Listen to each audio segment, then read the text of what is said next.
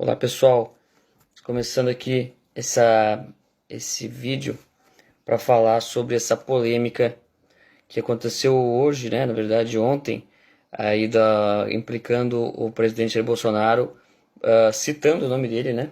Nessa, nessa questão do caso Marielle, né? Alguns sites até alguns jornais, inclusive, colocaram assim, né? Caso Marielle, dois pontos, né? Claro, a investigação se refere ao caso Marielle, mas existe uma diferença entre a investigação que pertence ao caso Marielle, que faz parte, que é sobre o caso Marielle, e a narrativa, quer dizer, a história desse assunto. E essa ambiguidade é bem própria do jornalismo. Então eu vou falar um pouco aqui, basicamente, rapidamente, sobre essa malícia do jornalismo, que é essa milícia, né? Essa milícia maliciosa do jornalismo que está atacando o governo. Essa é a palavra, atacando, embora eles utilizem essa palavra diversas vezes na sua cobertura, né? Vejam que a grande mídia sempre utiliza a palavra ataque, né? Eles atacam o presidente, atacam o governo, atacam todos os conservadores, toda a sociedade, todo mundo que votou no Bolsonaro é atacado pelo jornalismo militante, essa milícia jornalística. E aí quando alguém se defende, quando faz uma hashtag, fala mal, xinga os jornalistas, que é a única coisa que a gente pode fazer, né? Até o próprio presidente se sente muitas vezes em defesa, o que ele pode fazer é isso, é esbravejar contra a grande mídia. Aí o que a grande mídia faz? Diz, Bolsonaro ataca, milícias virtuais atacam, né? Quer dizer, você ataca, quando a pessoa se defende, você diz que ela está atacando. Então essa é a estratégia utilizada pela esquerda. Muita gente fala que isso é um vitimismo da esquerda, típico da esquerda e tal. Não é exatamente o vitimismo, não, né? Porque na verdade, quando a gente fala em vitimismo, a gente está já taxando a coisa de forma negativa. E na verdade, a direita deveria fazer isso. Deveria mostrar exatamente isso. Olha aqui, ó, nós estamos sendo atacados. O ódio, o pessoal chama aquele ódio do bem, né? Que é uma forma irônica, né? A esquerda, a direita, os conservadores usam muito essa linguagem irônica nas redes sociais, os memes e tal. Isso é muito útil e muito importante até certo ponto. Mas existe a necessidade de começar a falar a verdade e colocar mesmo o que está acontecendo. E o que está acontecendo é isso, é um verdadeiro massacre. Né? Como diz o professor Olavo de Carvalho, é uma guerra assimétrica. Não existe digamos assim, uma igualdade de condições aí. A gente tem um sistema de mídia inteiro contra a sociedade, as pessoas que votaram no Bolsonaro, as pessoas comuns, né, que se manifestam nas redes sociais. E essa manifestação nas redes sociais vem sendo cada vez mais atacada, justamente, inclusive na CPMI das fake news, né, como a gente sabe, quem está acompanhando aí as matérias dos estudos nacionais, onde eu venho analisando esse assunto. Bom, esse ataque que a gente viu hoje, e toda a repercussão ontem, na verdade, da Globo contra o Jair Bolsonaro, contra o presidente, esse ataque, na verdade, ele está inserido dentro de uma outra coisa, que é esses protestos que estão acontecendo na América Latina. Existe uma urgência por a tomada de poder. Não é uma urgência, na verdade. A urgência sempre houve. Existe um momento estratégico, né? A esquerda se prepara até que ela chega no momento em que convergem todas as ações. Então você vê o que está acontecendo. Aconteceu no Equador, no Chile. Veja o caso do Chile, muito interessante a gente observar a estratégia aqui. Eu estou falando desses protestos do Foro de São Paulo, mas justamente por acreditar que faz parte, que esse ataque, essa vinculação do presidente, a citação do presidente ao caso Marielle faz parte de toda essa operação do Foro de São Paulo. Né? E aí o que acontece? O Chile é o país mais pacífico da região. Por que começaram logo no Chile? Porque o Chile é pacífico por um motivo. Porque a polícia chilena e o exército chileno são muito agressivos e violentos. E, ao mesmo tempo, o povo chileno respeita muito a polícia e o exército. Né? Os carabineiros são muito respeitados no país. Então, por isso é um país pacífico, embora tenha protestos, tudo, que são reagidos com uma certa violência, mas é um país pacífico, relativamente pacífico. Mas essa violência policial existente, que está no estilo deles, é conhecida da esquerda. E a esquerda faz o quê? Faz parte, né? Coloca militantes no lugar mais violento e instiga conflitos justamente para ganhar mártires. Eles precisam de mártires para continuar essa narrativa, continuar essa revolução, essa retomada de poder do Foro de São Paulo nos outros países. E isso é muito, muito fácil você entender por que eles fazem no Chile. Primeiro, porque é o mais violento, vai gerar mártires mais violentos, mais agressivos. Vejam o número de prisões, o número de mortes até agora. Né? E você vai, e aí claro, vai sempre a mídia dando essa narrativa de que faz parte de que são movimentos, é a sociedade que está, né? Quando você vai ver, esses dias alguém divulgou lá uma foto dos protestos, né? Aquelas coisas que pareciam aqueles protestos LGBT, né? Um negócio absolutamente nada a ver com a sociedade chilena, aquilo ali. São militantes articulados para isso. E por que eles fizeram no Chile e não no Brasil? Mais um motivo, né? Além da polícia violenta.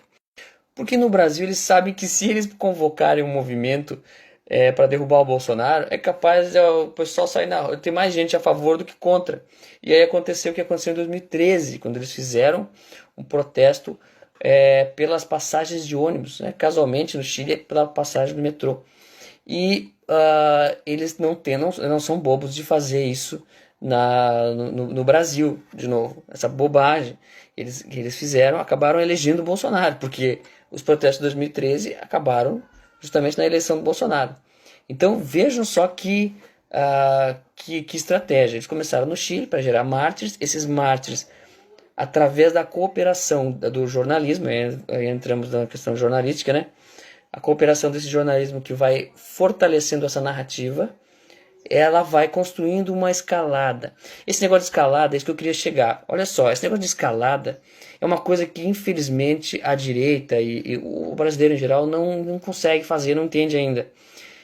Todo mundo diz que o brasileiro tem memória curta, né? Porque elege os mesmos representantes, aquela historinha toda.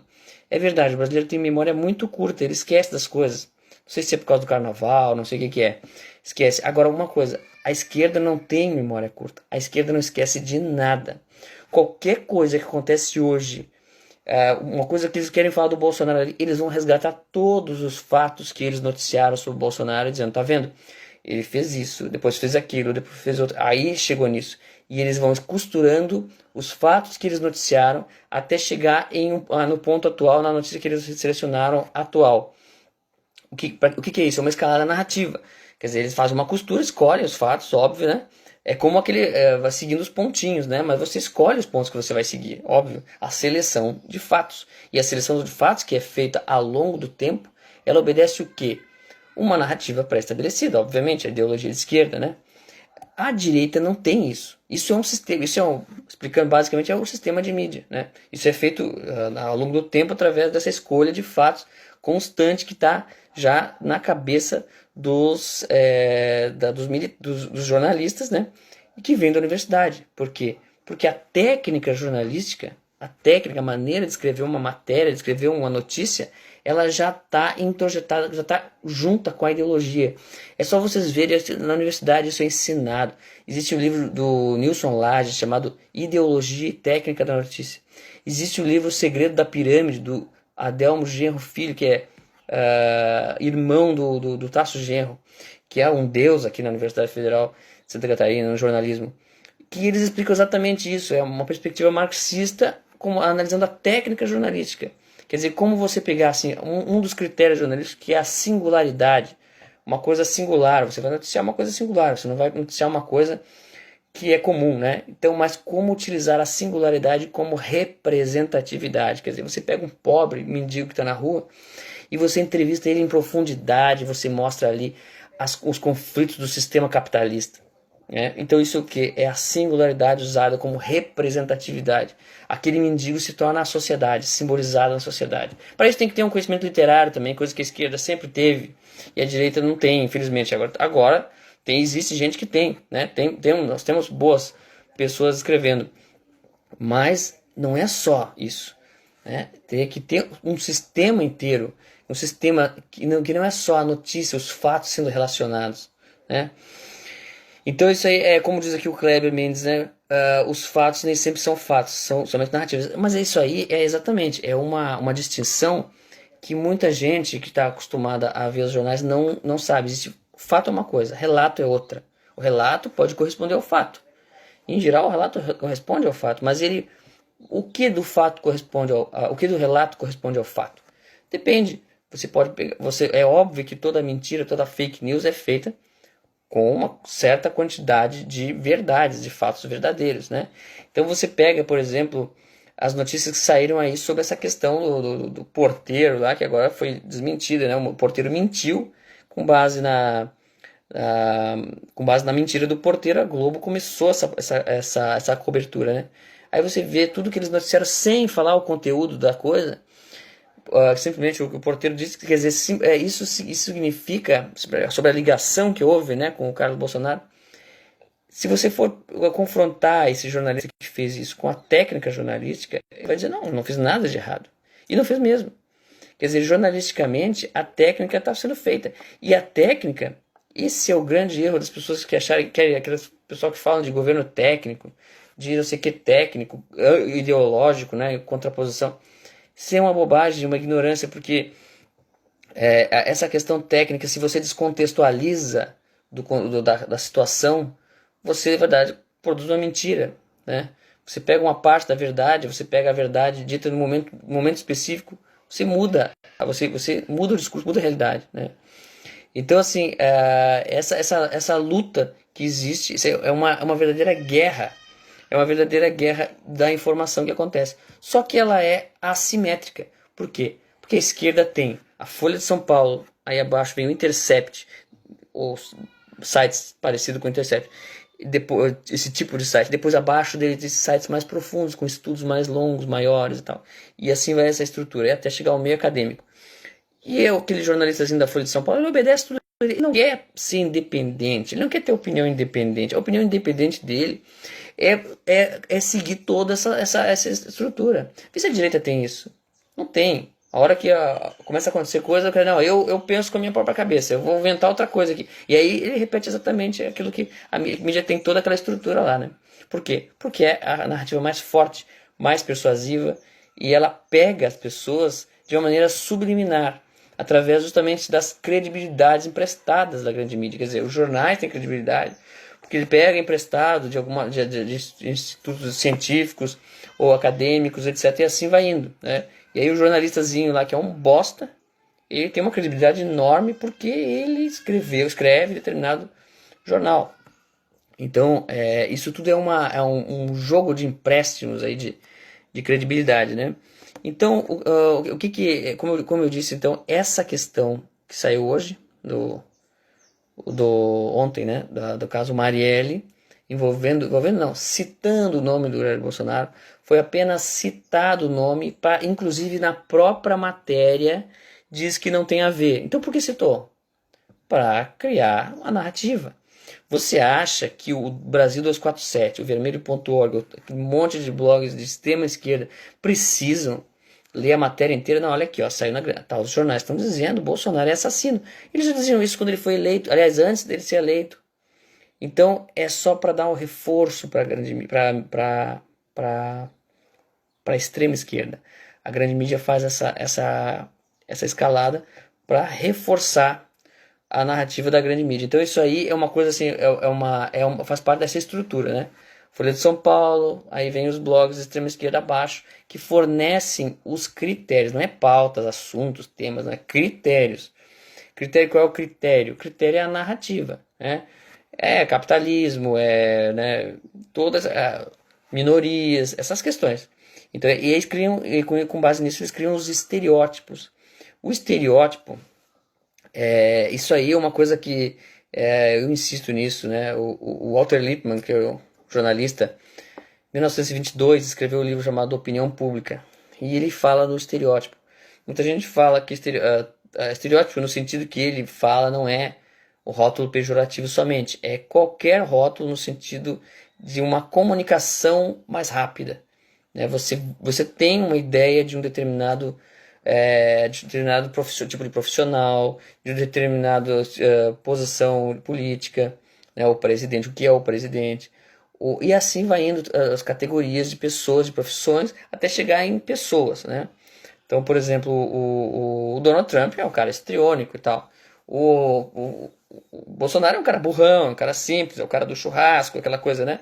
E eles fazem questão de retratar ele dessa forma. Aí, claro, os apoiadores do Bolsonaro acham legal, né? Mas para a esquerda aquilo é um recado de tom negativo, né? Então, mas isso com isso eles criam os estereótipos. Agora, quais são os estereótipos da esquerda? Eles estão aonde? Estão nas redes sociais, né? Qual é a força das redes sociais? As redes sociais estão sendo caladas aí pela CPMI das fake news, vai ser calado por... Então, qual é a força de fixação desses estereótipos na mente da sociedade, da opinião pública, para definir a opinião pública? É muito pequeno. Precisaria de um sistema de mídia inteiro para isso. Ou, no mínimo, um corpo de jornalistas profissionais que entendessem como fazer essa guerra informativa, responder a essa guerra informativa. Então, senão não tem outro jeito. Agora, então, como eu falei, toda essa questão envolvendo Bolsonaro, a Marielle, somente a citação do nome dele, que já é suficiente, faz parte de toda essa retomada de poder do Foro de São Paulo na América Latina, né? Agora tem gente que fala o seguinte, teve uma pessoa que comentou comigo no Facebook ali, isso é bobagem, porque isso aí não vai dar em nada, porque o Bolsonaro ele é inocente nisso aí. Então tá claro, veja só, a matéria mesmo diz que é inocente, então isso não vai adiante, isso não precisa, como eu falei ali, o Tribunal da Opinião Pública não tem habeas corpus, não tem recurso, não tem procedimento, não tem nada. Tem gente que pensa que o Brasil, que o mundo, que a realidade é um tabelionato, que você vai lá, protocola e funciona, não funciona. Não, isso não funciona, que nem liberal. Não, socialismo não funciona, então não vai dar certo. Não vai dar certo, vai dar certo sim. Eles vão impor um negócio que não funciona e vai dar uma merda desgraçada. A mesma coisa em relação à condenação. O Bolsonaro pode ser. Mas ele não vai ser. Eu falei em absolver, né, em inocentado. Aí o cara falou: que inocentado? Pela linguagem jurídica, né? Advogado. Linguagem jurídica, eu falei em absolvido. Achou que eu tô absolvido da opinião pública, do julgamento da opinião pública, né?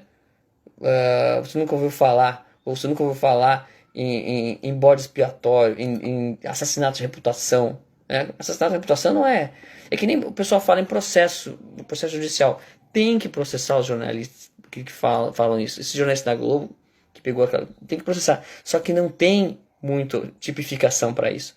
Porque o cara vai dizer, não, eu não sabia, a gente pegou a informação que foi dada e a gente noticiou, é a nossa função, né?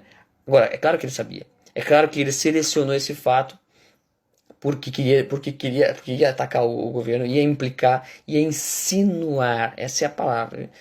Insinuar a mídia, o trabalho da mídia é insinuar. É uma malícia, você tem que ser malandro para entender a malícia da mídia. Mas não é uma coisa que, quer dizer, é uma coisa tão poderosa, né, que não tem muito como reagir a isso. O pessoal fala ali, vamos levantar a hashtag Globolixo, vamos fazer protesto na frente da Globo. Se ninguém noticiar isso como uma coisa boa, como uma coisa épica, não vai adiantar nada. Quer dizer, a Globo, eles vão noticiar. E você pensa que a credibilidade da grande mídia está em queda? Não está, não. Ela está em queda, mas a credibilidade não é uma coisa uma coisa que a queda da credibilidade tem um efeito imediato. Ela pode estar em queda, ela pode não ter credibilidade nenhuma, mas o jornalismo, os grandes jornais se comportam como se tivesse credibilidade. E isso já inibe as pessoas. Esse é a espiral do silêncio, né? A mídia pode não ter credibilidade nenhuma, mas o pessoal está sempre lendo e postando, né? Por quê? Porque se você pode dizer que não, é bonito dizer que não lê Globo, que não lê Folha de São Paulo, que não gosta da grande mídia, que odeia, que não acredita em ninguém e tal. É bonito dizer isso, mas as pessoas estão sempre de olho. E quando falam, vejam só, todo mundo com medo. Porque isso aí, não adianta, eles constrangem para que você fique assistindo, para que você tenha.